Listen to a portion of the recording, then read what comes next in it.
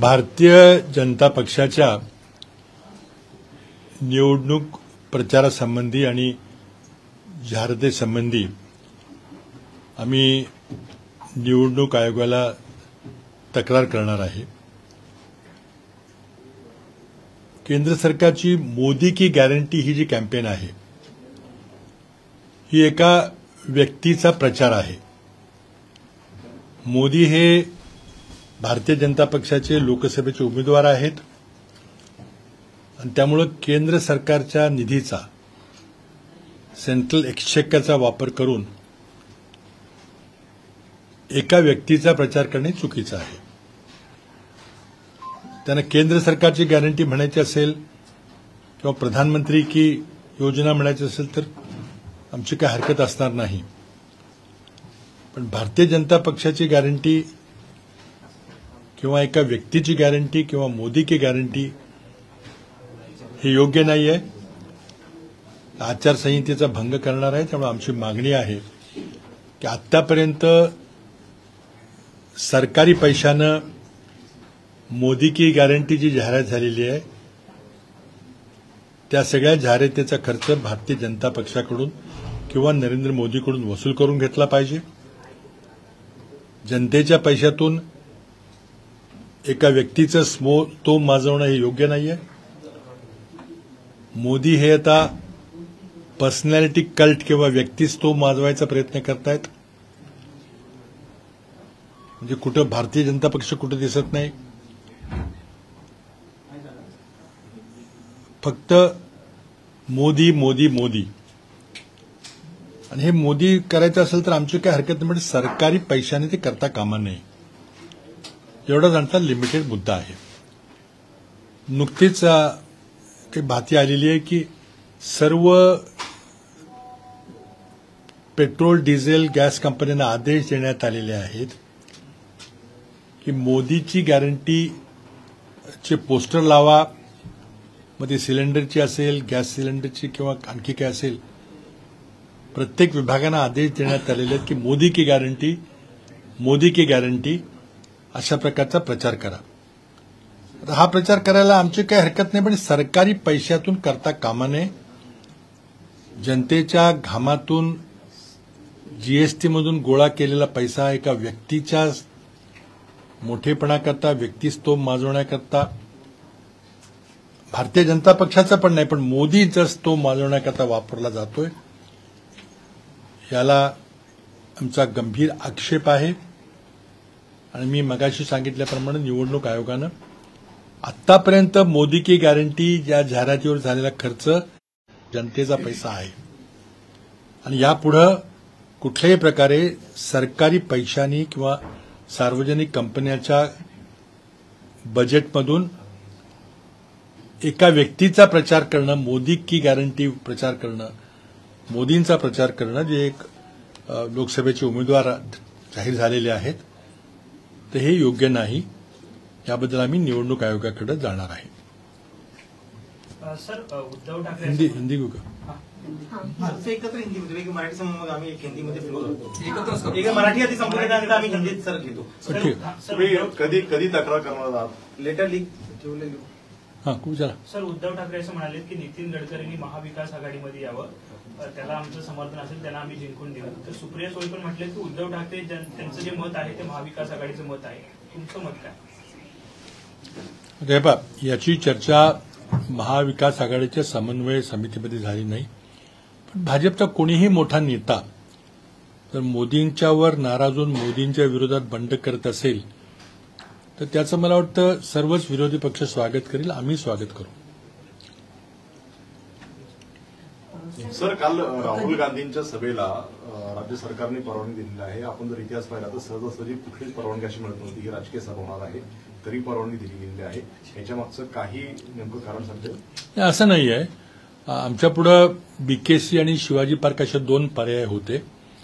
शिवाजी पार्कला काही कोर्टाच्या आदेशामुळे काही बंधनं होती, पण शिवाजी पार्कचं मैदान इतर पॉलिटिकल रॅलीला दिलं गेलेलं आहे हे दाखवून आम्ही सरकारकडे मागणी केली की शिवाजी पार्कची जागा आम्हाला देण्यात यावी।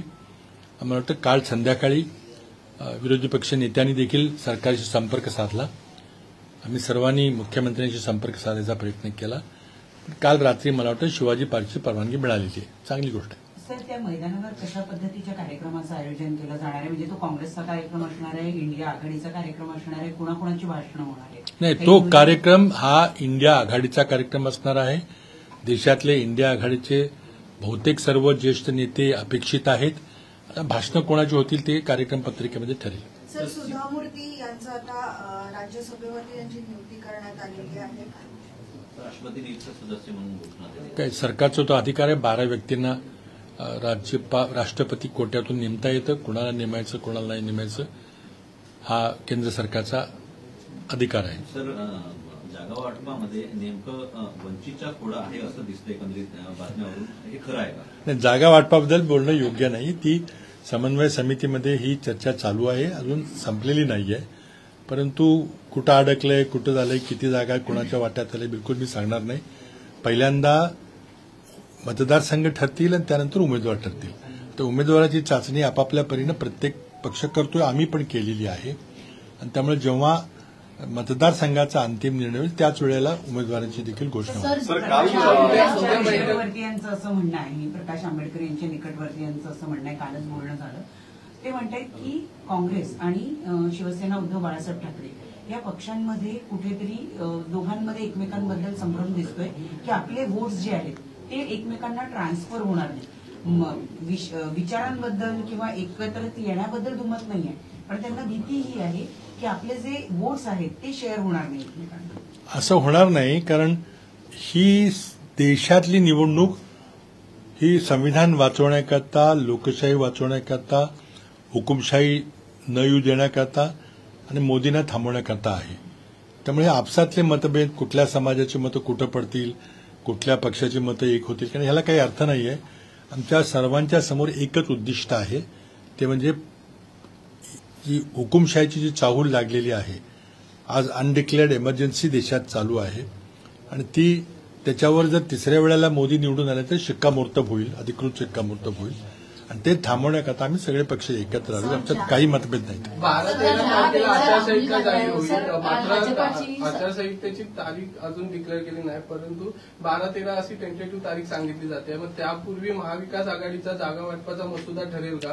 कारण आता खूप दिवस झाले वारंवार बैठका होतात, आपण देखील 1-2 बैठकी नव्हतात, मात्र नेमकी गाडी कुठे अडकली? नाही बा, हा कॉम्प्लिकेटेड विषय आहे. 3 पक्ष आहेत, 4था पक्ष वंचित आहे, इतर छोटे छोटे पक्ष आहेत. त्यामुळं हा काही फार सोपा विषय एका बैठकीमध्ये होईल असं नाहीये. आणि त्याचबरोबर मागच्या निवडणुकीचा निकाल जो काही लागला, आपल्याला माहिती आहे कोणाची किती निवडून आली, किती खासदार आहेत, पण त्यामध्ये पक्षामध्ये फूट पडल्यामुळं आता खासदार एका बाजूला पण पक्ष दुसरा, असं जी विचित्र परिस्थिती झाली. त्यामुळे प्रत्येक मतदारसंघाची चर्चा करावी लागते. आज जरी खासदार निवडून आलेला खासदार जरी बरोबर नसेल तर पक्षाची परिस्थिती काय आहे हे सगळं विचार करावा लागतो. त्यामुळे फार सोपं आहे असं नाहीये.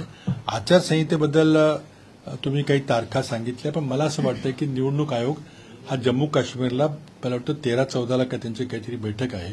त्यामुळे माझी अपेक्षा आहे की 14-15च्या सुमारास निवडणूक आयोगाची पत्रकार परिषद होईल. सर, राहुल गांधी ज्या वेळेला मुंबईमध्ये त्यांच्या या भारत जोडो यात्रेचा समारोप होणार आहे, तर मग बैठक कुठली घेणार आहेत का ते वरिष्ठ नेत्यांसोबत काँग्रेसच्या महाराष्ट्रामधील? कारण का अशोक चव्हाण गेले असं डॅमेज कंट्रोल करण्यासाठी ते स्वतः पुढाकार घेऊन बैठक वगैरे काही आयोजित केली आहे का? त्यांचा 4-5 दिवसाच्या दौऱ्याचा कार्यक्रम मला वाटतं तुम्हाला दिला गेलेला किंवा दिला जाईल आता. तर ते नंदुरबारवरून येऊन धुळे, नाशिक, मालेगाव वगैरे अशा प्रकारे ठाण्यातून येऊन मुंबईला येणार आहेत आणि चैत्यभूमीला त्या यात्रेचं समापन होणार आहे. तर डिटेल्ड कार्यक्रम किती वाजता काय हे तुम्हाला सांगितलं जाईल. आणि त्यानंतर इंडिया आघाडीची एक मोठी संयुक्त बैठक आहे. आता उर्वरित वेळामध्ये राहुल गांधी कुणाशी भेटतील, काय करतील हे ते ठरवतील. सर, काल सध्या एक खासदारांची संभाव्य यादी जी आहे ती सध्या बाहेर समोर आलेली आहे. त्याच्यामध्ये असं पाहायला मिळतंय की जे विद्यमान खासदार आहेत त्यांचा पत्ता कट झालेला आहे.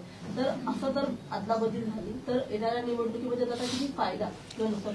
हा त्या पक्षाचा सार्वभौम अधिकार आहे की कोणाला तिकीट द्यायचं. मग त्यामध्ये विद्यमान खासदार असेल, त्याचं तिकीट बदलायचं असेल, त्यांना वाटत असेल की तो निवडून येणार नाही, तर त्यांचा अधिकार आहे. आता तिथं देखील महायुतीमध्ये देखील बऱ्याच पक्षाची चढाओढ आहे. वाद आहे असं मी म्हणणार नाही, पण चढाओढ आहे. आमच्याकडेही आमची मतं आहेत की बा ह्या मतदारसंघामध्ये अमुक आमच्या पक्षाचा अमुक उमेदवार चांगला राहील, दुसऱ्या समोरच्या पक्षाचं वेगळं मत असू शकते. ती तिथं सांगड घालायचं चाललेलं आहे. मला वाटतं की स्वतः अमित शहा 2 दिवस सगळं सोडून या ठिकाणी आले होते आणि काही बंद कमऱ्यामध्ये चर्चा झाल्या, तुम्हाला माहिती आहे, तुम्हीच रिपोर्ट केलेले आहेत. आणि त्यामुळं त्यांनी मला वाटतं खडे बोल सोडून आहेत की तुम्ही नुसत्या आकड्याकरता आकडा मागू नका, निवडून येणार असेल तरच तिथं तुम्ही तिकीट घ्या. तर ते त्यांच्या पक्षाच्या वतीनं ते काम करतात, आमच्या पक्षाच्या वतीनं आमचे लोक काम करतात. काल चनिताला आले होते, आमची काही बैठक झाली, उद्या पण काही बैठकी आहेत. सर काल सिद्धेश कदम यांची महाराष्ट्र कंट्रोल बोर्डवरती जी आहे ती नियुक्ती केलेली आहे. कुठेतरी नियम डावलून ही नियुक्ती केली अशा प्रकारची टीका होते. याबद्दल मला माहिती नाही, मला माहिती घ्यावी लागेल. सर, असं तर नाहीये की महायुतीचं जागा वाटप अजून महाराष्ट्रातलं जाहीर झालेलं नाही म्हणून महाविकास आघाडी थांबलेली? बिलकुल नाही. आमची प्रक्रिया चाललेली आहे. आमची 4 पक्षाची आणि पुन्हा छोट्या पक्षांची काही चर्चा आहे. प्रत्येकाची वेगवेगळी चर्चा करावी लागते. त्यामुळं ते काय करतात त्याचा आमचा काही संबंध नाहीये. आमच्याकडे आम्ही त्या मतदारसंघामध्ये सर्वात चांगली लढाई कुठला पक्ष देईल आणि त्यांचा कुठला उमेदवार चांगला राहील याचा आम्ही शोध घ्यायचा प्रयत्न करतो. सर, मुंबई उच्च न्यायालयाने राज्य सरकारला निर्देश दिलेले आहेत. कुठलीही मराठा आरक्षणानुसार कुठलीही भरती किंवा शैक्षणिक दाखले देताना कोर्टाच्या अंतिम निर्णयावर अवलंबून राहतील हे ध्यानात ठेवा. ही न्यायिक प्रक्रिया आहे. कोर्टाने जर काय आदेश दिले असतील सरकारला पाळावे लागतील. आज राहुल नार्वेकरांनी त्या संदर्भात सर्वोच्च न्यायालयाचं एक स्टेटमेंट आलेलं आहे की जो त्यांनी निर्णय दिलेला आहे तर सगळे रिपोर्ट्स दिले जावेत आणि ती सुनावणी कदाचित परत एकदा सुप्रीम कोर्टामध्ये सुरू होईल असं म्हटलं जातं. भलेही शिवसेना शिंदे अपात्रतेचा विषय असला तर राष्ट्रवादीच्या बाबतीत सुद्धा असं कॅल्क्युलेशन होतं असं म्हटलं जातं. या सगळ्या गोष्टीचा परिणाम एकूण विधानसभेच्या संदर्भामध्ये काय होईल असं अपेक्षित दिसतं.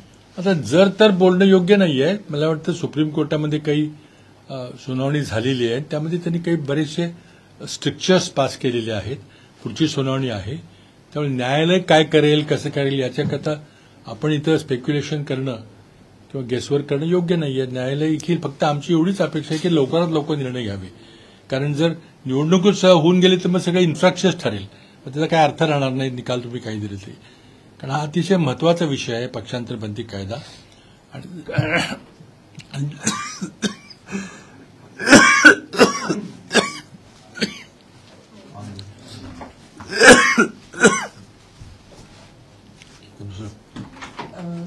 वंचितबद्दल आपलं मत काय आहे, म्हणजे नेमकं काय चाललंय? आता असं कसं सांगेन मी वंचितनी आमच्या आघाडीमध्ये आलं पाहिजे. कारण आज माझा विश्वास आहे की बाळासाहेब आंबेडकरांना देखील या देशातल्या संविधानाला धोका निर्माण होतोय किंवा या देशामध्ये हुकुमशाही यायला लागलेली आहे हे तेही मानतात. आणि त्यामुळे सगळे मिळून आमची ताकद कशी क्षीण होणार नाही किंवा आमची मतं विभागली जाणार नाहीत आणि त्याचा फायदा मोदींना मिळणार नाही याकरता आम्ही प्रयत्नशील आहोत.